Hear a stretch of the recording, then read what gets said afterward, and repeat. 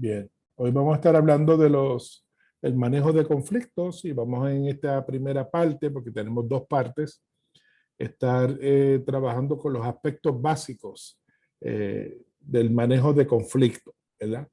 Así que son unos aspectos introductorios sobre la pacificación bíblica. En primer lugar, cuando hablamos de pacificación, es bueno que nosotros entendamos como dice la escritura en Mateo 5:9 y en 2 Corintios 5:17, que ya muchos de ustedes conocen estos pasajes, que el asunto de la pacificación es un elemento medular del evangelio.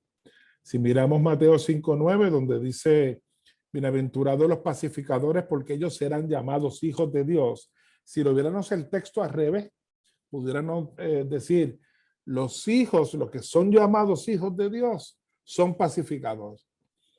Y Pablo, cuando habla del ministerio que se nos ha dado, habla del ministerio de la reconciliación, donde nosotros fuimos reconciliados con Dios, pero el evangelio, como todos ustedes saben, no solamente nos reconcilia con Dios, sino también permite la reconciliación con otros y aún con nosotros mismos. Así que estamos entonces hablando de algo que es medular en el evangelio. Entonces, es medular porque una de las cosas que hace el Ministerio de Pacificación o de Reconciliación que nos ha sido dado es procurar mantener la unidad del cuerpo, el sentido de comunidad. Si hay algo que Dios cela en la escritura, y lo podemos ver en las cartas de Pablo específicamente, es su celo por la unidad del cuerpo. Y una de las cosas que permite cuando hay una cultura de pacificación en una iglesia es fomentar ese sentido de unidad y de comunidad del cuerpo. Además, también, como ya hemos explicado, se supone que los hijos de Dios seamos pacificadores, ¿verdad? Esto lo heredamos del mismo carácter de Jesús y el Espíritu de Dios, cuando trabaja con nosotros, nos lleva a ser pacificadores. Y lo otro es que Dios nos ha dado un ministerio de reconciliación, como ya lo hemos explicado, donde se nos dice que no es algo opcional. O sea, que el asunto de la pacificación no es un plan B de la iglesia, es parte del evangelio, de lo que el evangelio enseña. Entonces, todo esto es real porque existe el conflicto. La pacificación existe porque existe el conflicto. Entonces, cuando hablamos de conflicto, sería bueno definirlo para que podamos entenderlo. Y la definición de conflicto, tenemos dos definiciones aquí. La primera es que el conflicto surge cuando usted está en desacuerdo, esa palabra es importante, en desacuerdo con otra persona sobre qué, sobre lo que usted piensa, sobre lo que usted quiere o sobre lo que usted hace. Cuando hay un desacuerdo en mi manera de pensar o en algo que yo quiero que no se da, o algo que yo estoy haciendo que la otra persona no está de acuerdo, o lo que la otra persona está haciendo que no estoy de acuerdo, podemos entrar entonces en conflicto. Otra definición que el pastor Sande en su libro de Pacificadores lo presenta es que el conflicto es una diferencia de opinión o propósito que frustra las metas o deseos de una persona. Poniéndolo en arriba de habichuela es cuando lo que yo quiero conseguir no se da, ¿ve? Y me frustra. Entonces entramos en conflicto y yo trato de buscar mi deseo, lo que yo quiero ver, lo que yo quiero experimentar, que muchas veces de un deseo lo puedo pasar a una demanda, ¿ve?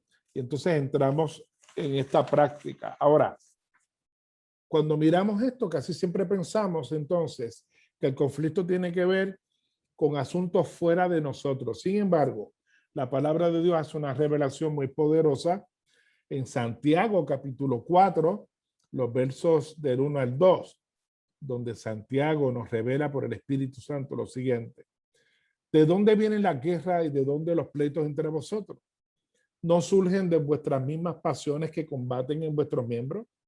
Codiciáis y no tenéis, matáis y ardéis de envidia, pero por no obtener combatís y hacéis guerra. No tenéis porque no piden. En otras palabras, Santiago está diciendo que el conflicto realmente surge en el corazón de las personas. ¿Ve?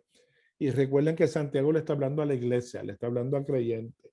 Y cuando le habla a ellos, dice, ¿de dónde surge la guerra y los conflictos entre ustedes? Son de sus pasiones, de cosas que ustedes anhelan y cuando no las consiguen, hacer lo que sea por obtener lo que ustedes quieren. ¿Ven? Ahí está otra versión, la nueva versión internacional. Quise ponerle los dos para que pudieran compararlo. Donde dice, no es precisamente de las pasiones que luchan dentro de ustedes mismos, desean algo y no lo consiguen. Entonces, ¿qué hacen? Matan, sienten envidia porque no pueden obtener lo que quieren. ¿Ve? Y ahí es donde entra el conflicto. Cuando yo no obtengo lo que yo quiero, de alguna manera. Aunque sea algo bueno, porque puede ser algo bueno que yo lo lleve a un nivel que lo deseo tanto, porque no es que desees algo, es cuando lo deseas demasiado y lo llevas entonces a una demanda. ¿Ve?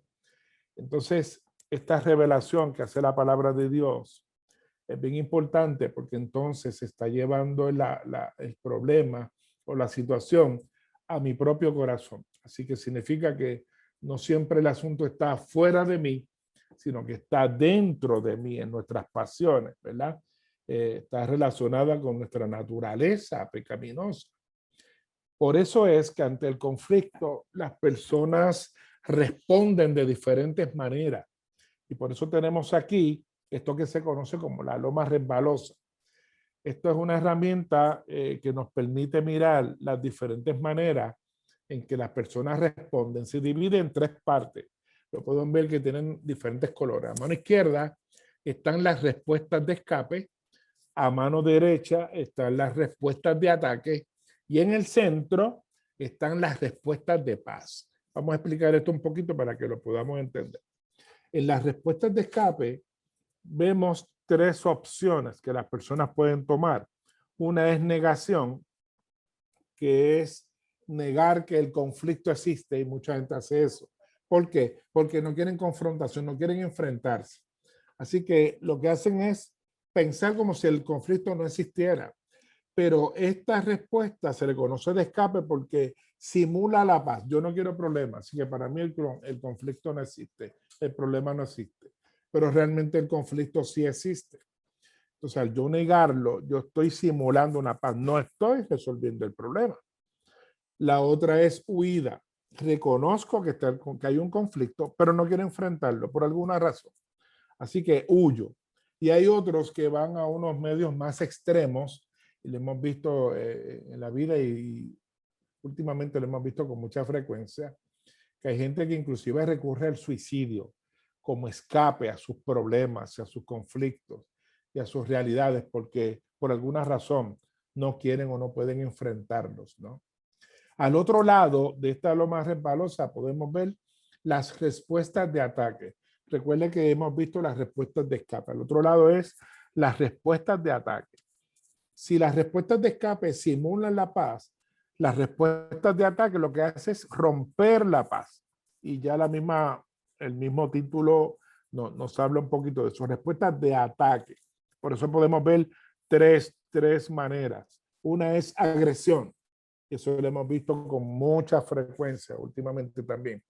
Las personas para adquirir lo que quieren, inclusive llegan al punto de agredir a las otras personas.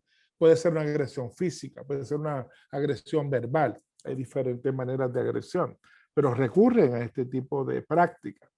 Otros van a las cortes y entonces se demandan, cuando nosotros sabemos que en Primera de Corintios, capítulo 6, el apóstol Pablo habla y le habla a los corintios de que nosotros tenemos la capacidad de poder resolver nuestros problemas y de no poder, tiene que haber gente dentro del cuerpo de Cristo que pueda ayudarnos. Se supone que los creyentes no vayan a las cortes a resolver sus problemas, sino que deben, con la instrucción que nos da la palabra de Dios y con la dirección del Espíritu Santo, nosotros podamos resolver nuestros problemas. Ahora bien, cuando eso no significa que pudiera haber en algunos casos donde luego de intentar resolver no se ha logrado, alguien tenga, ¿verdad?, como un derecho de ir a un litigio.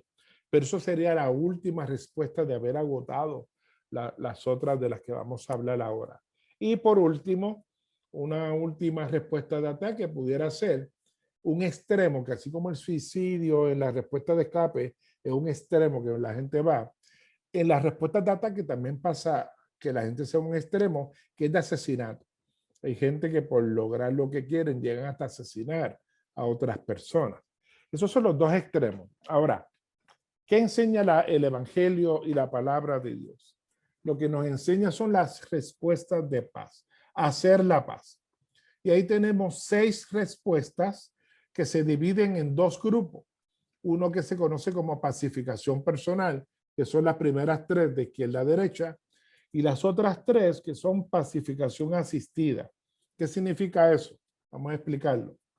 La pacificación personal es cuando yo, de manera como individuo, busco resolver el problema. Y una de ellas, de las respuestas de paz, es pasar por alto la ofensa. Hay situaciones en las que yo puedo pasar por alto la ofensa cuando no me afecta, cuando es algo que de verdad es algo que yo puedo manejar. Esto lo vamos a trabajar en la segunda parte un poquito más detallado. Ahora, hay asuntos que no se pueden pasar por alto, hay asuntos que hay que atenderlos, hay asuntos que hay que trabajar con ellos. Y por eso podemos pasar a la segunda respuesta, que es la de reconciliación. Básicamente Mateo 18 explica todos los pasos que uno da para poder resolver este problema, el conflicto. Y es donde yo voy y doy un paso de no poderse solucionar, busco a otras personas que vayan conmigo, de no poderse solucionar, pues entonces voy a la iglesia, hablo con el liderazgo, ¿ves? Todos esos pasos están en Mateo 18, pero quien toma la iniciativa soy yo, por eso se llama pacificación personal. Es algo que Dios espera que yo haga. Ahora, la tercera, en la pacificación personal, la tercera respuesta que yo puedo tenerla, se llama como negociación. ¿Qué significa eso?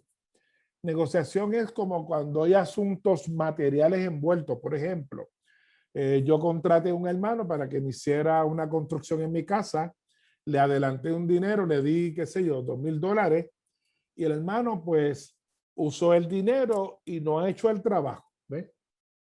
Entonces hay un conflicto. Entonces necesitamos. Y es posible que durante el proceso el hermano me pida perdón, reconozca que lo hizo mal. Yo puedo perdonar al hermano, ¿verdad? Y darle esa oportunidad. Pero ¿qué hacemos con los $2,000 y con el trabajo? ¿Ves? Necesitamos llegar a una negociación en cuanto a eso también. Por eso la negociación casi siempre se usa en aspectos donde hay dinero o otros asuntos. Ahora, cuando eso no funciona, que yo he tratado y no funciona la reconciliación, entonces pasamos a la pacificación asistida, que es donde buscamos la ayuda de otras personas para poder solucionar el conflicto. Y ahí hay 3 respuestas en pacificación asistida. La primera es mediación. ¿Qué es mediación? Cuando le pedimos a un tercero que nos ayude. Ahora, este tercero no toma decisiones por las partes envueltas en el conflicto son los que tienen que tomar las decisiones. Esta tercera persona lo que más bien hace es ayudar a las partes a poder comunicarse, es como alguien que les ayuda en el proceso, puede hacer recomendaciones, pero no toma ningún partido en cuanto a decisiones en el proceso, solamente es alguien que ayuda. Ahora, en la segunda tenemos arbitraje.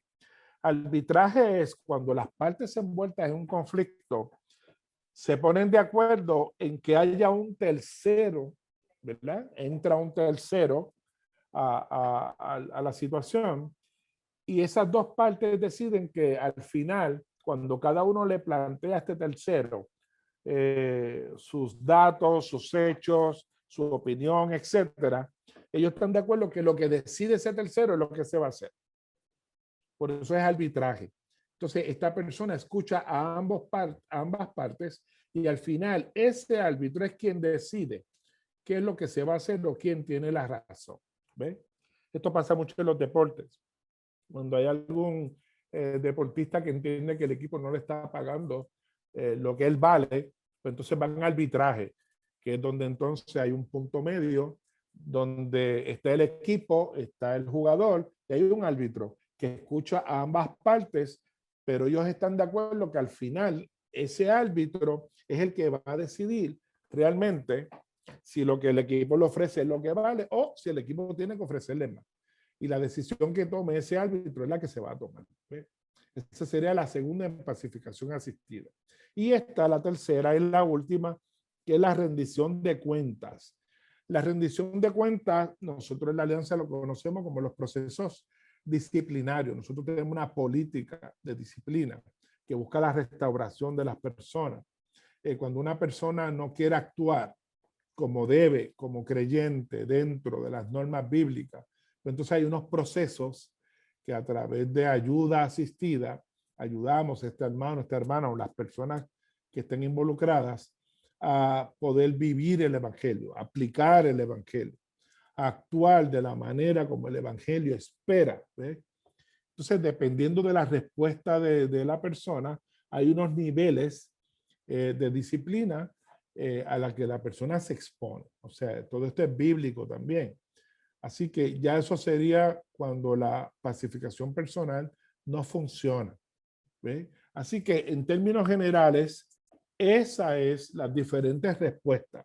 Ahora, un buen ejercicio que quizá usted pudiera hacer es, piense en algún conflicto que usted ha estado o reciente, piense en eso y mire mientras usted estuvo en medio de ese conflicto o si está en medio de un conflicto, ¿dónde usted se ubicaría aquí en la loma resbaladiza?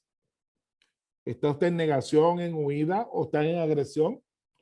¿O está en algunas de las respuestas de paz? Esto es importante porque si yo me veo en una etapa de negación o huida o de agresión, esta herramienta me ayuda a donde Dios me está invitando a moverme. Salir de la agresión o de la negación a pasar por el proceso de pacificación personal y de no poderse resolver, entrar en la pacificación asistida. Esa es la importancia de esta herramienta. Nos permite ubicarnos dónde estamos, cómo estamos respondiendo y qué alternativas tenemos. Porque en medio de los conflictos, usted sabe que nuestras pasiones se pone un poquito difícil. A veces nosotros pues, no pensamos mucho. Ahora, es importante entonces el poder mirar ahora que el conflicto siempre, escuche bien esto, el conflicto siempre, siempre nos da la oportunidad de elegir entre dos opciones. Yo tratar el conflicto a la manera de Dios o tratar el conflicto a mi manera. Esas son las únicas dos maneras en que yo puedo manejar el conflicto. O a la manera de Dios o a mi manera. Y lo interesante es que la respuesta que yo tome delante del conflicto determina quién es el Señor de mi vida.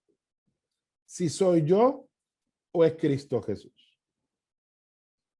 O yo lo hago a mi manera o lo hago a la manera de Dios. ¿Ve? Y esto es importante nosotros entenderlo porque la tendencia natural nuestra es hacer las cosas a nuestra manera. Y recuerde que a través de la conversión, nosotros no solamente nuestros pecados fueron perdonados y todo ese tipo de cosas, somos herederos de las promesas de Dios, sino que también nosotros nos colocamos bajo el señorío de Cristo y bajo el señorío de la Escritura. Estamos sujetos a Él. Y se supone que en medio del conflicto nosotros actuemos como Dios espera y Dios manda que nosotros hagamos. Pero nuestra tendencia natural es actuar como, actuar de la manera como a nosotros nos parece. Casi siempre hacemos eso. Entonces, ¿qué ocurre? Nosotros vivimos entre dos culturas que se contraponen. Hay una cultura mundana que nos alienta a nosotros a relacionarnos entre sí de acuerdo a deseos egoístas y hábitos mundanos o pecaminosos, especialmente en medio de los conflictos. Ojo por ojo, diente por diente, a nosotros ganar, a nosotros imponer, sin importar cómo se sienta la otra persona o el costo de yo adquirir lo que yo quiero. El mundo no le interesa. Y está esa cultura mundana que trata de influenciarme todo el tiempo, pero nosotros también estamos bajo otra cultura, que es una cultura de paz, que es la que enseña el Evangelio, que es el reino de Dios, el reino de los cielos. Y en esta cultura de paz está basada en la palabra de Dios, que inspira a los creyentes a amar a Dios con todo el corazón y también nos lleva a amar al prójimo como a nosotros mismos, aún en medio del conflicto. Así que son dos culturas muy distintas que chocan una de la otra y ambas tratan de influenciarnos. La mundana para moldearnos al mundo y la de cultura de paz o la del evangelio, que lo que lleva es a una transformación de vida donde nosotros podamos desarrollar el carácter de Cristo, ¿verdad? Eso es, de hecho, en Lucas, y permítame leer este pasaje, Lucas capítulo 6, para que tengamos una idea de la cultura cristiana, ¿verdad? La del reino, que es lo que enseña en Lucas capítulo 6, versos 27 al 36, dice la escritura: pero a vosotros, los que oí, os digo, amad a vuestros enemigos. ¿Está escuchando bien? Amad a vuestros enemigos, haced bien a los que os aborrecen, bendecid a los que os maldicen y orad por los que os calumnian. Al que te hiere en una mejilla, preséntale también la otra. Al que te quite la capa, ni aun la túnica le niegues. A cualquiera que te pida, dale. Al que tome lo que es tuyo, no pidas que te lo devuelva. Y como queréis que hagan los hombres con vosotros, así también haced vosotros con ellos. Porque si amas a los que te aman, ¿qué mérito tenéis? Porque también los pecadores aman a los que le aman. Y si hacéis bien a los que hacen bien, ¿qué mérito tenéis? Porque también los pecadores hacen lo mismo. Miren qué interesante, ¿no? Verso 35. Amad pues a vuestros enemigos y haced bien y prestad, no esperando de ello nada. Y será vuestro galardón grande y seréis hijos del Altísimo, porque Él es benigno para con los ingratos y los malos. Sed pues misericordiosos, como también vuestro Padre es misericordioso. Ven que es totalmente opuesto a la cultura mundana. Entonces, cuando uno mira eso, como que dice, pero ¿cómo va a ser? Bueno, sí, esos son los negocios del reino. Eso es lo que enseña el Evangelio. Y por eso Dios nos ha dado su espíritu para ayudarnos a actuar de la manera como Él pide que nosotros seamos. Y el Espíritu Santo nos va transformando a la imagen de Cristo para actuar como Jesús. Por eso, si ustedes miran ahí en la parte de abajo, dice, construir una cultura de paz es un ministerio de discipulado continuo y no un programa de una sola vez. Esto no es coger un curso, ya lo aprendí, aunque ya lo sé. No, esto es un morir día a día. Esto es, hay cosas que hay que estarlas repasando. Hoy quizás estoy dispuesto, quizás otro día no estoy dispuesto a solucionar, a hacer nuestra carne. Así que esto es un discipulado continuo. Esto es hasta que Cristo venga, ¿ves? Porque hay unas luchas internas que nosotros vamos a estar teniendo, más una influencia de esta cultura mundana que va a estar buscando que nosotros actuemos como el mundo espera y no como Dios espera. Ahora, ¿cuáles son los pasos para procurar la paz? ¿Verdad? También se conoce como el compromiso del pacificador. Hay 4 pasos que vamos a presentarles rápidamente aquí. El primero es glorificar a Dios. El segundo, sacar la viga del ojo. El tercero, restaure humildemente. Y el cuarto, vaya y reconcíliese. Esto es lo que el Evangelio enseña. Y aquí el consejo es convertir estos 4 pasos en columnas o pilares sobre los cuales construir un estilo de vida de pacificación. Son 4 pasos que no son negociables, que deberíamos nosotros convertirlos en columnas o pilares en nuestra vida. Estos son pasos que no ocurren por sí mismos, sino que debe haber una intencionalidad en su aplicación. Esto no va a pasar porque sí. Nuestra naturaleza es no hacer esto. Pero esto es lo que el Evangelio nos enseña y lo que Dios espera de nosotros. Así que vamos a ver cada uno de ellos rápidamente. El primero es glorificar a Dios. ¿verdad? Glorificar a Dios. Muy bien. Esto está basado en 1 Corintios 10:31, donde dice que todo lo que nosotros hagamos, sea de palabra o hecho, sea para la gloria de Dios. De hecho, nosotros fuimos creados para la gloria de Dios, ¿verdad? Y yo creo que todos estamos de acuerdo en eso. Y una pregunta clave para que podamos entender el concepto un poquito más, una pregunta clave en esta parte de glorificar a Dios es la siguiente. Esto es la pregunta que hay que hacerse. ¿Cómo puedo agradar y honrar a Dios en esta situación? Esa es la pregunta que hay que hacer. Cuando yo estoy en conflicto con alguien, antes de yo empezar allí a tirar mi parte o a exigir, o tú eres el culpable, la primera pregunta que yo me tengo que hacer es, ok, en medio de este conflicto, ¿cómo yo puedo agradar y honrar a Dios? Porque recuerde que nuestra tendencia natural es que a buscar nuestros propios deseos y anhelos, como ya lo hemos visto anteriormente, ¿no? Entonces nuestra tendencia es a ganar y adquirir lo que nosotros queramos, imponer. Pero esta pregunta nos saca del centro. Esta pregunta quita nuestro ego y nuestros deseos del centro y coloca a Dios en el centro. ¿Ve? Por eso, si usted está pasando por un conflicto o cuando vaya a pasar por un conflicto, esta pregunta es medular. Usted tiene que hacerse esa pregunta. ¿Cómo puedo agradar y honrar a Dios en esta situación? ¿Por qué esto es importante hacer esta pregunta? Porque el conflicto nos permite glorificar a Dios ofreciendo oportunidades para hacer eso. Nunca, siempre vemos el conflicto como algo negativo, pero el conflicto produce oportunidades. ¿Oportunidades para qué? Para glorificar a Dios. ¿Cómo hacemos eso? Bueno, pues hay tres maneras. Hay tres oportunidades como les estamos mostrando aquí. Una de las oportunidades como glorificamos a Dios es cuando obedecemos. Juan 14:15, Jesús dijo, si me amáis, ¿qué? Obedecéis mis mandamientos. Así que si Dios espera, y hemos leído que Dios espera que amemos a nuestro enemigo, que si estamos en conflicto con alguien, vayamos allá y lo podamos resolver, pues yo glorifico a Dios cuando me sujeto a la voluntad de Dios, a lo que Dios espera de mí que yo haga. ¿Ve? Así que al yo actuar como Dios me pide, yo estoy glorificando a Dios con mi obediencia. Y esa es una de las maneras en que podemos glorificar a Dios. La segunda es que el conflicto también nos permite glorificar a Dios sirviendo a otras personas, que lo vamos a ver en el próximo punto también. ¿Cómo glorificamos a Dios sirviendo a otras personas? Por ejemplo, si, aunque la persona esté mal, cuando le ayudamos a cambiar, a ver su falta, y nosotros tratamos no de ganar el conflicto, sino bendecir a esta persona, ahí estamos glorificando a Dios.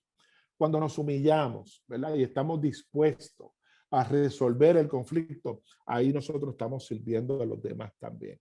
Y es una manera de glorificar a Dios. Y una tercera manera de glorificar a Dios es imitando a Cristo, actuando en medio del conflicto como Jesús lo haría.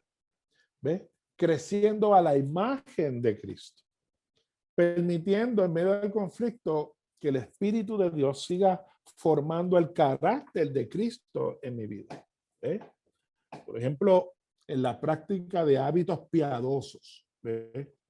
También cuando en medio de eso, otra manera de imitar a Cristo y dejar que forme su carácter en nosotros, es cuando en medio del conflicto nosotros reconocemos también que no todo el problema está en la otra parte, sino que también en nuestra vida, en medio del conflicto, pudimos descubrir actitudes y hábitos pecaminosos que están influyendo sobre ese conflicto. Y cuando nosotros reconocemos eso, estamos siendo humildes, humillándonos delante del Señor. Y estamos imitando al Señor. Y estamos permitiendo que Él forme su carácter en nosotros. Y eso abre la puerta para que nosotros podamos entonces practicar hábitos piadosos que glorifiquen el nombre del Señor. Así que ven cómo hay maneras de glorificar a Dios. Ven la importancia de esa pregunta cuando nos vemos en conflicto. ¿Cómo puedo agradar y honrar a Dios en esta situación? ¿Ok? El segundo paso o viga o columna, como usted quiera llamarle, está basado en Mateo 7. ¿Recuerdan esa escritura? Donde el Señor dice que antes de nosotros mirar la paja en el ojo ajeno, veamos que la viga en el nuestro. Y aquí la pregunta clave, aquí, que estas preguntas son sumamente importantes, la pregunta aquí que hay que hacerse es, ¿cómo puedo mostrar la obra de Dios en mí, asumiendo la responsabilidad por mi propia contribución al conflicto? Piensen que nuestra tendencia siempre es a mirar a la otra persona o atacar a la otra persona. Sin embargo, el Evangelio, antes de nosotros hacer eso, o mirar o señalar a la otra persona, nos invita primero a evaluarnos a nosotros mismos. Y esto es importante. ¿Por qué?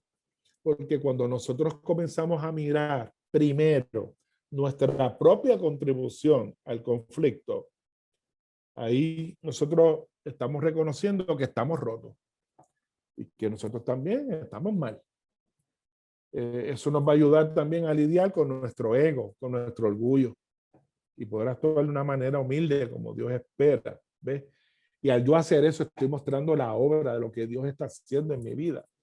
Pero cuando yo actúo de una manera egoísta, ¿ves? Yo no estoy mostrando la obra de Dios en mi vida, sino estoy mostrando carnalidad en mis acciones. Lo otro es que al yo actuar de esta manera, eso permite transformación y crecimiento en la vida mía. Y no solamente eso, sino que al yo autoevaluarme, puedo identificar ídolos en mi corazón, en mi vida, que yo no me había dado cuenta. Recuerde que esto es un tema introductorio, el que nosotros estamos tocando. Esto nosotros lo vamos a seguir trabajando y de hecho el Ministerio de Pacificación a nivel de distrito está ofreciendo talleres a todas las iglesias de una forma más detallada, donde tocamos todas estas cosas de una forma más detallada. Así que usted habla con su pastor para que soliciten que en su iglesia se dé este nivel 1 de pacificación, del cual ya 12 iglesias se han beneficiado. ¿Ok? Así que fíjense qué interesante como el Evangelio trae el asunto hacia nosotros. ¿Por qué? Porque Dios quiere transformarnos a nosotros, comenzar con nosotros, que no es nuestra tendencia siempre es a mirar la paja del otro. Así que un paso importante. Recuerde la pregunta clave. ¿Cómo puedo mostrar la obra de Dios en mí? Asumiendo la responsabilidad por mi propia contribución. Porque siempre miramos la contribución de la otra persona, pero ¿y la mía? ¿Ves? Quizás yo soy el problema. ¿Okay? Bien, esto nos lleva entonces a la tercera, al tercer paso, tercera columna o pilar, y es que el Evangelio nos invita a restaurar humildemente, restaurar la relación humildemente. ¿Ves? Entonces, la pregunta clave aquí, estas preguntas las estamos poniendo porque nos parece que estas preguntas, si usted se acuerda de esas preguntas, usted agarró el paso o la columna muy bien. ¿Cuál es la pregunta clave aquí? La pregunta clave es, ¿cómo puedo, escucha bien, servir a los demás amorosamente, ayudándolos a asumir la responsabilidad por su propia contribución al conflicto? Aquí estamos mirando la contribución de la otra persona. O sea, esto no significa que yo no tenga derecho, ¿verdad? Si la otra persona está mal, hacer algunos señalamientos. El asunto no es ese, es cómo yo hago eso. Entonces, fíjense y aprecien cómo el Evangelio nos lleva a cuando tengamos que hacer eso, hacer un acercamiento correcto y amoroso a la otra persona. Que el asunto no es quién tiene la razón, ni yo ganar la discusión o el conflicto, sino que ambos seamos bendecidos y edificados en medio del proceso de la solución del conflicto. Así que mi acercamiento, ¿por qué? Porque estoy acercando a mi hermano, a mi prójimo. Y recuerden que cuando le preguntaron al Señor cuáles son los mandamientos más importantes, él dijo que amar a Dios sobre todas las cosas, que a tu prójimo como a ti mismo. Dice, no hay mayor mandamiento que estos dos. así que mi acercamiento al prójimo debe ser adecuado. No. Y fíjense que la pregunta tiene unas palabras claves. ¿Cómo puedo servir? Y nosotros estamos para servir a los demás. Pablo en sus epístolas trata mucho este tema. Pero no servir porque tenemos que hacerlo, sino servir amorosamente. ¿Eh? No es hacer cosas porque tengo que hacerlo, sino quiero hacerlo. Yo quiero hacerlo. Y aunque estemos en el conflicto y hayamos sido lacerados, no debemos de dejar de mirar a otras personas con misericordia. ¿Ve? Y tratar de restaurarlo con humildad, ¿verdad? Considerándonos, porque recuerde que es lo mismo que Cristo hizo por nosotros. Fuimos reconciliados por Dios, siendo la parte, ¿verdad? Que afectamos el corazón de Dios, la parte culpable. Aún así Dios nos trató con misericordia, con amor. No nos estrujó nuestro pecado en la cara, sino al contrario, aplicó mucha gracia. Ahora bien, es importante cuando nosotros nos acercamos, si miran la foto, van a ver, ¿verdad? Un perro que está atrapado en una trampa. Entonces, ¿qué pasa? ¿Qué pasa cuando usted se acerca a un animal que está en una trampa y usted busca ayudarlo? Pues pasa como la imagen. El perro va a tratar de defenderse. ¿Por qué? Porque a causa del dolor que siente, él piensa que si usted se está acercando es para atacarlo. ¿Ve? Para atacarlo. Él no está pensando que usted va a ayudarlo. Entonces, se pone a la defensiva. Y muchas veces nosotros quizás queremos acercarnos a la otra parte para bendecirla, ¿verdad? Para ayudarle en el proceso. ¿Y qué pasa? Como la respuesta no es buena, nos molesta. Pero es importante que nosotros entendamos aquí, ¿verdad? Y esto hay que tenerlo muy presente, que al acercarse a una persona para ayudarlo a ver su problema, no siempre lo va a tomar como de buena fe. ¿Por qué? Porque está herido o herida, o está a la defensiva. Esa es su tendencia, ponerse a la defensiva. Por eso es importante la forma de yo acercarme. Y yo que soy espiritual y maduro, tengo que entender eso. ¿Ve? La respuesta negativa de la persona debe esperarse y no desanimarnos en nuestra intención de bendecir. Cuando uno mira la pregunta, oye, pero si yo hago eso y la persona no responde bien, bueno, no te desanimes ni digas, ve que no valió la pena, porque sí vale la pena. Lo que tenemos que hacer es comprender que la persona está en un estado que quizás no reconoce su contribución, no reconoce su pecado, su falta, quizás está en un dolor que lo hace ponerse en la defensiva. Entonces nosotros como queremos bendecir y ganar al hermano, que al final eso es lo que estamos buscando, y nosotros entendemos eso, pero nosotros, aunque nos responda de la manera incorrecta, nosotros ya sabemos que eso podía pasar y nos preparamos para eso. Por eso ahora le vamos a dar unos pasos que serían buenos que ustedes hagan antes de acercarse, pero es importante entender esto, porque es posible que aunque usted haga las cosas correctas y amorosamente y busque bendecir, no siempre la respuesta de la otra parte es la correcta.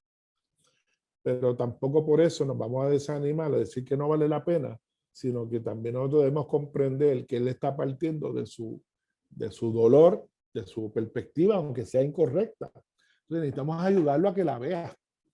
Por eso el acercamiento debe ser correcto. Entonces, nuestro consejo aquí es que tenemos dos oportunidades cuando vamos a restaurar. Una es pasar por alto la ofensa, que eso lo vamos a ver en el próximo tema, ahora de 2 a 3. Hay cosas que usted debería pasarlas por alto y hay otras que no debería pasarlas por alto. Necesita enfrentarla. Ahora vamos a suponer que el caso amerita uno ir donde la otra persona y confrontar a la otra persona. Pues el evangelio nos invita a una confrontación amorosa. Yo no voy a ir allí a ganar una pelea o demostrar que tengo la razón. Yo voy a ir allí a bendecir a mi hermano, ganarme a mi hermano, buscar la unidad del cuerpo, ¿verdad? Eso es lo que Dios espera de nosotros. ¿Cómo yo hago ese acercamiento? Por eso es que los pasos o la forma de hacerlo es importante. Y estos son unos consejos. Primero, antes de hacerlo, ore por humildad y sabiduría. que Dios le permita a usted mantenerse en control. No importa cómo reaccione la otra persona, que usted actúe de la manera como Dios espera, porque a veces no es fácil. En nuestra humanidad a veces no es tan simple. Por eso oramos por el auxilio del Espíritu Santo en el proceso. Número 2, piense bien en las palabras. ¿Qué usted va a comunicar? ¿Cómo quiere hacerlo? ¿Verdad?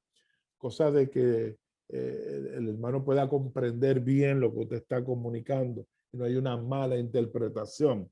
Tercero, anticipe las reacciones típicas y tenga en mente cómo va a responder. Recuerde lo que ya dijimos, es posible que la persona no actúe de una manera correcta. Y como ya yo sé eso, pues yo me preparo a que cuando él venga de una manera correcta, yo me voy a mantener tranquilo y voy a responder con una respuesta blanda, no áspera, que haga subir el furor, sino una respuesta blanda, que apacigüe el conflicto.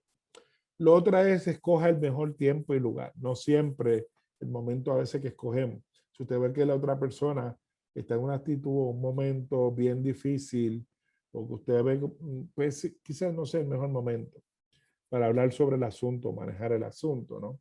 Y el lugar que escoja es muy importante. Lo otro es piense lo mejor de la otra persona hasta que los hechos prueben lo contrario. Muchas veces ya vamos con unas mentalidades premeditadas ya y con unos juicios ya hechos y no necesariamente eso que estamos pensando puede que estemos en lo correcto. Así que trate de pensar en lo mejor de la otra persona. Si no es así, eso se va a evidenciar.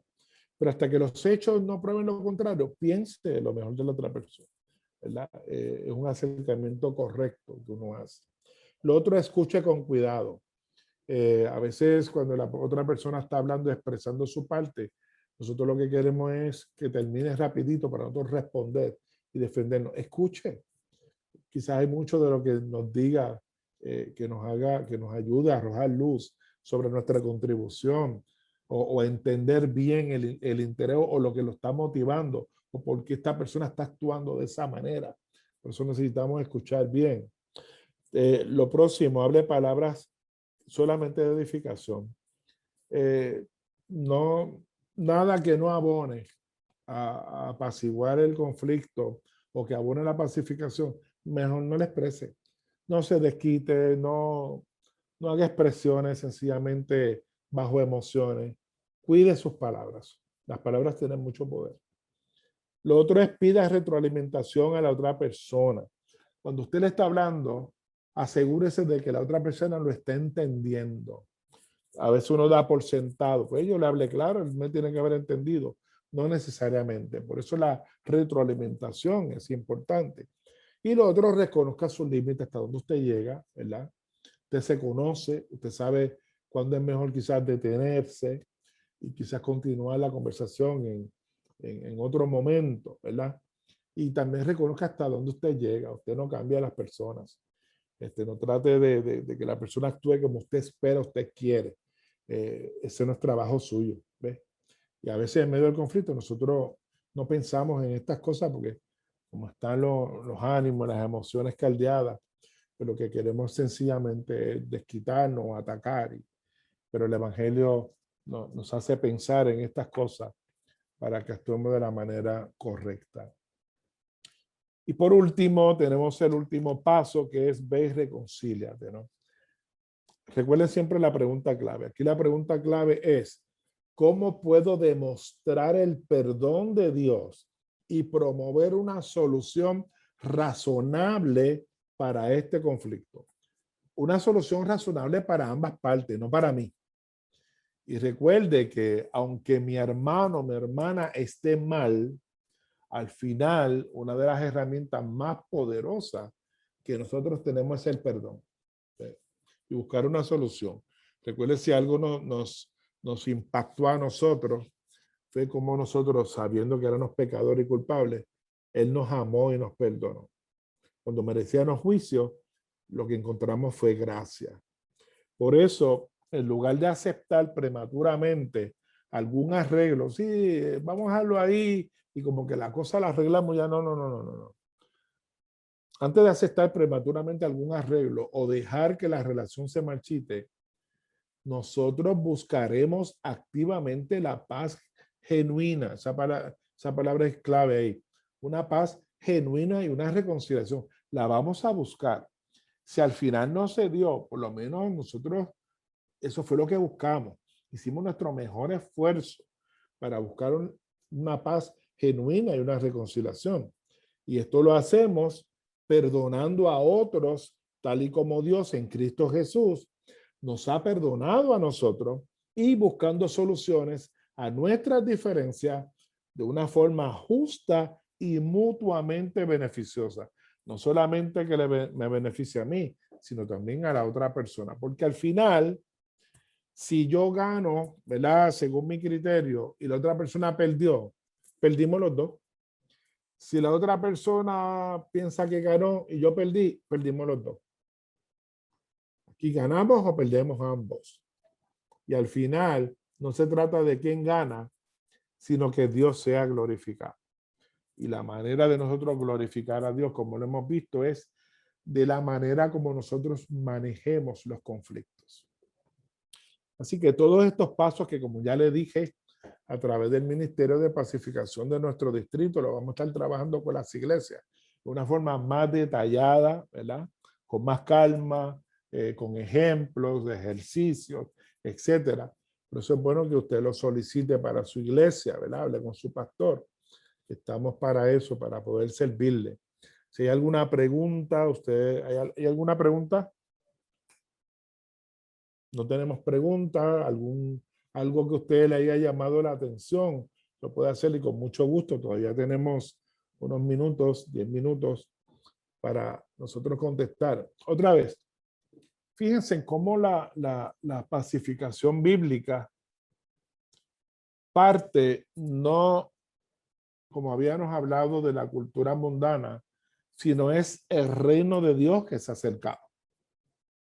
Es Dios implementando su reino, primero en nuestra vida, ¿verdad? En nuestras casas, en nuestra iglesia, en nuestro Puerto Rico. Es actual como se actúa dentro del reino de Dios.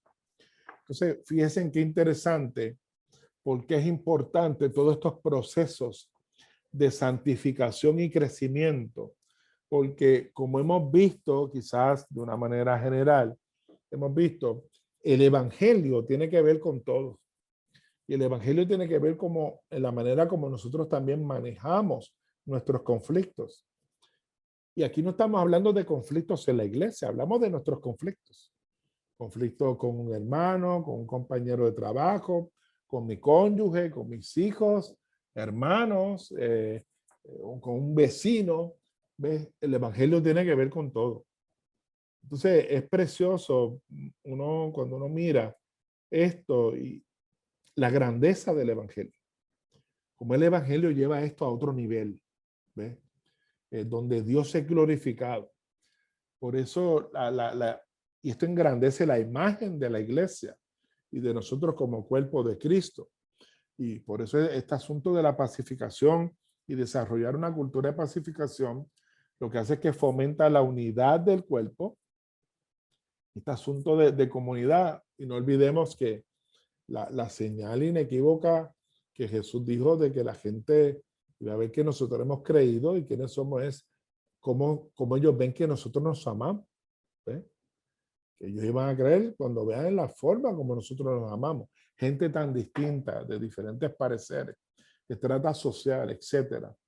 Cómo nos amamos, cómo en Cristo todas esas barreras, todas esas divisiones son rotas en nombre del Señor, ¿verdad?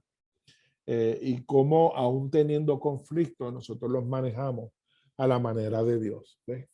Entonces estamos mostrándole al mundo que el evangelio es otra cosa, que el evangelio es espectacular. Así que esto debe motivarte a desarrollar el carácter de Cristo en la vida tuya y también evaluar la manera como tú has manejado los conflictos en el pasado, en tu casa, con tu cónyuge, etcétera. Y ahí nos vamos a dar cuenta de que muchos errores cometimos y todavía estamos cometiendo. Pero Dios en Cristo Jesús ¿verdad? Quiere y busca desarrollar el carácter de Jesús en nosotros. Así que todavía el Espíritu Santo sigue tratando con nosotros. Y en el manejo de conflictos, me parece, y como ya lo hemos visto, abre un caudal de oportunidad para nosotros glorificar a Dios y mostrarle al mundo lo que es la iglesia, lo que es ser creyente, lo que es ser un hijo de Dios. Han habido muchos malos testimonios que han lacerado el testimonio de la iglesia, pero nosotros al desarrollar el carácter de Cristo, lo que vamos a hacer es modelar lo que es el verdadero evangelio. Hay un evangelio que la gente conoce, pero está el verdadero evangelio, que es el que nosotros debemos buscar desarrollar. Y me parece que en la manera como nosotros manejamos los conflictos, va a arrojar luz sobre ese verdadero evangelio, sobre el reino de Dios que se ha acercado y está en medio nuestro, ¿no? Y es el reino de Dios que podamos mostrar a otras personas para la gloria de su nombre. Así que yo espero que todo esto, que aunque ha sido introductorio, usted te motive a actuar como Dios espera que tú lo hagas, que te acerques a la Escritura, que mire todos estos pasajes que tratan con las relaciones interpersonales y cómo debemos manejarle, y procures agradar a Dios siendo el creyente o la creyente que Dios espera que tú y yo seamos. ¿Ves? Así que la manera como manejamos los conflictos va a honrar a Dios o va a deshonrar al Señor. Así que confiamos en que todo esto pueda ayudarte en este proceso. ¿Ves? Otra vez, si tienes alguna pregunta, la puedes hacer a través del chat. Y ahora en la segunda parte que vamos a tener, vamos a detallar un poquito en cómo se hacen estos acercamientos. Cuando alguien me ofende a mí, ¿qué yo debo hacer? O cuando soy yo el que ofendí a otro, ¿qué debo hacer? ¿Ves? ¿Y cuáles son los pasos en esas dos direcciones? Lo que vamos a estar trabajando ahora en la segunda parte de pacificación. Y otra vez, te recuerdo que el Ministerio de Pacificación a nivel de distrito está ofreciendo el nivel 1 para todas las iglesias. Así que habla con tu pastor para que entonces soliciten y ser parte de lo que está pasando, de tal manera que podamos desarrollar en nuestro distrito una cultura de pacificación que glorifique al Señor. Alabado sea su nombre para siempre. ¿Okay?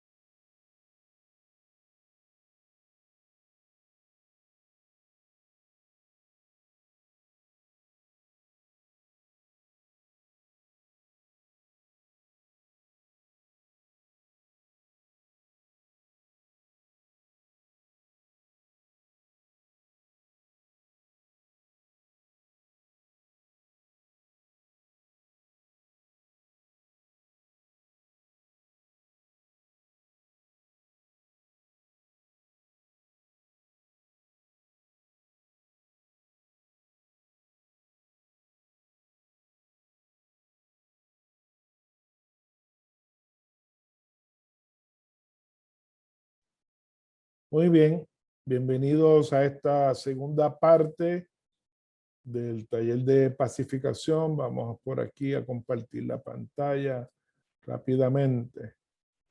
Muy bien. En la primera parte estuvimos hablando unos aspectos básicos de la pacificación, definiendo lo que es la pacificación, hablando de las maneras, los diferentes pasos que se dan para glorificar a Dios en medio de la pacificación. Y en esta parte de pacificación, en la segunda parte, vamos a estar mirando dos posibilidades del conflicto. En otras palabras, cuando yo estoy en conflicto con alguien, hay una de dos posibilidades.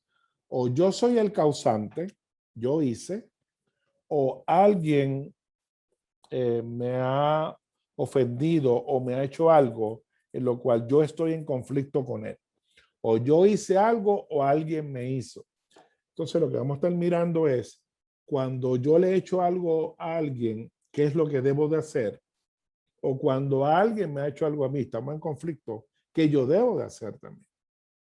Entonces, antes de entrar de lleno, que vamos a entrar inmediatamente en eso, quiero recordarles otra vez, que lo hemos estado recordando, que el Ministerio de Pacificación del Distrito está ofreciendo el nivel 1 de pacificación a las iglesias, ya 12 iglesias nuestras lo han tomado, donde trabajamos todo el tema de la pacificación de una forma un poquito más detallada, donde tenemos entonces ejemplos y tenemos discusiones,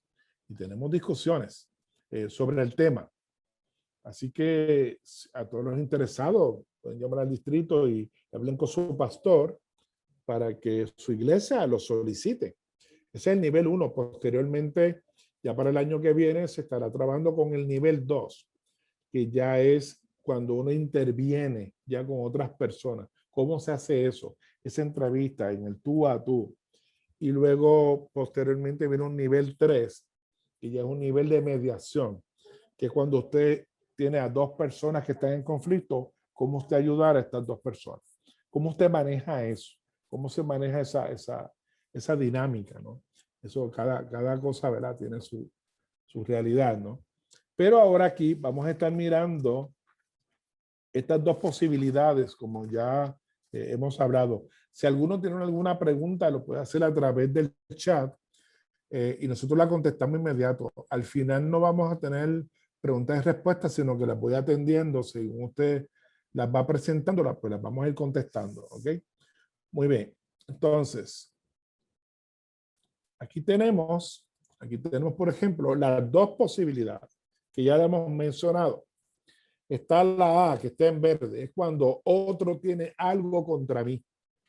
En otras palabras, tiene algo contra mí porque yo hice algo o aparentemente hice algo, ¿no? ¿Cómo yo debo actuar? ¿Cómo yo manejo entonces esa situación? O la otra posibilidad es cuando alguien tengo yo algo contra otro, que alguien me hizo a mí algo y yo estoy en conflicto, ¿ves? Hay una diferencia entre yo hice A, me hicieron B. ¿Qué yo hago cuando, si fui yo el que causé o contribuí al conflicto, qué debo hacer? Pero es cuando yo tengo algo contra otro, que otro generó el conflicto, ¿qué yo debo hacer? Lo interesante es que en ambas posibilidades, mi responsabilidad, según el Evangelio, es que el Evangelio nos pide en ambos casos nosotros tomar la iniciativa. Y esto es importante porque siempre, por ejemplo, cuando alguien nos ha herido o ha provocado un conflicto, nuestra tendencia es esperar que la otra persona venga donde nosotros. ¿Por qué? Porque yo soy la víctima. Se supone que la otra persona venga donde mí. Sin embargo, el Evangelio, a través de estos pasajes que ustedes pueden ver, como Mateo 5, 23 al 26 y Mateo 18, no importa si fue que yo hice, o sea, que alguien tiene algo contra mí, o si me hicieron, yo tengo algo contra otro. En ambos casos, el Evangelio me pide que yo tome la iniciativa. Esto es importante, Y eso tiene sus razones de ser, ¿verdad? Eso tiene sus razones de ser. Así que, ¿qué tal si comenzamos mirando la parte A? Cuando otro tiene algo contra mí, que yo hice, que se supone que yo haga, ¿qué me pide el evangelio? ¿Cómo yo debo actuar en medio de esa experiencia? Bueno, cuando alguien tiene algo contra nosotros, Dios quiere que nosotros demos el primer paso hacia la paz. Aunque creamos que no hemos hecho nada malo. ¿Ves? Porque a veces alguien tiene algo contra nosotros, pero yo no sé por qué. Yo no he hecho nada malo, ¿eh? O algunos están como el gatito, pero si yo no fui, yo no he hecho nada, ¿no? No importa si aunque nosotros entendamos que no hayamos hecho nada, si alguien tiene algo contra nosotros, es nuestra responsabilidad nosotros ir delante de esta persona para poder resolver y procurar la paz, ¿verdad? Dando el primer paso hacia la paz. ¿De dónde parte esto? Bueno, Mateo capítulo 5, versos 23 al 24, ahí está la escritura, nos habla sobre esto. Nos dice, por tanto, si traes tu ofrenda al altar y allí te acuerdas de que tu hermano tiene algo contra ti, deja allí tu ofrenda delante del altar y anda, reconcíliate primero con tu hermano y entonces ven y presenta tu ofrenda. Fíjense que el caso que plantea Jesús aquí es, si te acuerdas que alguien tiene algo contra ti, y si tiene algo contra ti es por algo que tú hiciste. Entonces, me parece interesante cuando yo analizo este verso, yo digo, oye, si allí te acuerdas de que tu hermano tiene algo contra ti, muchas veces nosotros sabemos cuando alguien tiene algo contra nosotros o nosotros algo contra alguien. Eso no es algo que se queda aquí. Siempre hay algo que nos hace pensar en eso y nos lo trae a la mente. Dice que cuando tú estás ofreciendo tu ofrenda, te acuerdas de que tu hermano tiene algo contra ti, ve y reconcíliate. Ahora, mira qué interesante. Si tu hermano tiene algo, Jesús no define la falta. No dice, si tu hermano te hace tal cosa, entonces ve. Ese algo, lo que significa es, no importa lo que sea, inclusive, aunque tú pienses que no has hecho nada y tu hermano tiene algo contra ti, debes de ir. Así que Jesús no está hablando de algo específico, de que tú te muevas a hacer eso en un caso específico, sino tu hermano tiene algo, lo que sea, ve y reconcíliate primero con tu hermano. ¿Ves?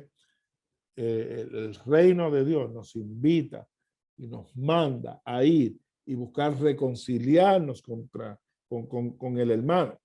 Entonces, es interesante que entonces alguien puede preguntar, pero ¿y por qué soy yo el que inicio la reconciliación? ¿Por qué la escritura nos invita a nosotros a iniciar la reconciliación? Bueno, algunas cosas de las que podemos compartir son las siguientes. Primero, por obediencia. Jesús nos instruye a ir, vamos. ¿Por qué? Porque amamos a Jesús. Dice la Biblia, si alguno me ama, que obedece mis mandamientos, ¿verdad? Porque el que obedece mis mandamientos es el que me ama. Por tanto, si Él me está mandando a que vaya donde mi hermano a reconciliarme, de una manera de yo demostrar mi amor por el Señor, mi obediencia por el Señor y mi manera de glorificar a mi Señor, es obedeciendo. Así que iniciamos la reconciliación por obediencia. Queremos agradar a nuestro Señor. Número 2, iniciamos la reconciliación por amor a nuestro hermano o al prójimo e interés en su bienestar. ¿Por qué? No es porque estoy obligado, es que quiero estar bien, no quiero que estemos en discordia. No queremos que este conflicto exista, por tanto, quiero ir porque queremos arreglar las cosas. Queremos que haya paz, que haya unidad, que haya comunidad. Queremos fomentar la comunidad del cuerpo. Por tanto, por amor al cuerpo, por amor al prójimo, ¿verdad? Pues yo voy porque no sé, quizás no sé por qué tiene algo contra mí, o quizás sí lo sé, y como quiera debo de ir, porque el Señor espera que esa solución de ese conflicto se dé. Entonces yo lo voy a hacer no porque estoy obligado, sino por amor al prójimo. Esa es parte de los mandamientos, ¿no? Amar al prójimo como a ti mismo. Y una manera de nosotros aplicar el evangelio es precisamente mostrando ese amor al prójimo, ¿no? Lo otro es por paz y unidad, ¿no? Nosotros queremos fomentar. Si hay algo que uno mira en la escritura, que lo mucho que Dios cela la unidad del cuerpo. Este asunto de la comunidad de la fe, para Dios es una cosa tan importante que la cela y cualquier cosa que atente contra eso, contra la unidad del cuerpo, Dios es bastante fuerte en la escritura. Por tanto, nosotros iniciamos la reconciliación porque buscamos paz y la unidad del cuerpo. Buscamos promover una solución razonable para ambas partes, ¿no? Por lo menos hacer todo el esfuerzo que esté de nuestra parte, ¿eh? Y esa es parte de nuestra responsabilidad. Ahora, lo otro es que también cuando nosotros hacemos eso, hay un beneficio personal en tomar la iniciativa. ¿Cuál es el beneficio personal? Primero, que al yo tomar la iniciativa en la reconciliación, eso produce una paz espiritual en mi corazón al enfrentar con sinceridad cualquier queja que tengan contra nosotros, porque estoy actuando como Dios espera, estoy haciendo lo correcto y eso produce paz. Estoy actuando como Dios espera de mí. Número dos, también hay un beneficio porque yo puedo descubrir pecados que no veíamos y eso me va a ayudar a crecer como creyente. Quizás yo no sé por qué mi hermano tiene algo contra mí, quizás yo piense que yo no he hecho nada, pero entonces cuando voy a reconciliarme con mi hermano y entro en esta conversación amorosa con mi hermano, me doy cuenta de que yo actué indebidamente y esto me permite restituir, ¿verdad? El daño, me permite tomar responsabilidad sobre mi acción indebida. Entonces, al yo hacer eso, eso está fomentando un crecimiento espiritual, que es lo que Dios espera en nosotros, ¿verdad? Así que el iniciar esa reconciliación nos permite descubrir qué está pasando y que es posible de que yo en medio del proceso haya contribuido tremendamente a ese conflicto y no me haya dado cuenta. O quizás yo no vea cuán serio es la falta que yo cometí. Entonces, al ir reconciliarme, abrir este diálogo, me permite identificar eso. Lo otro es el beneficio personal también que yo veo aquí es que nos da la oportunidad para demostrar a los demás que sus quejas son infundadas o aclarar. ¿Qué pasa si mi hermano tiene algo contra mí y yo veo que no,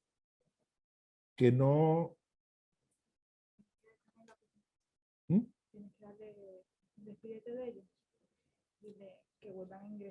Ok, estoy aquí pendiente porque me están dando una instrucción por algo técnico y la instrucción es, ok, nosotros necesitamos cerrar la presentación, ustedes salir y volver a entrar, me están diciendo los técnicos, ok. Así que vamos a hacer eso rápidamente. Usted se desconecta y vuelve y entra otra vez, ok. Yo también.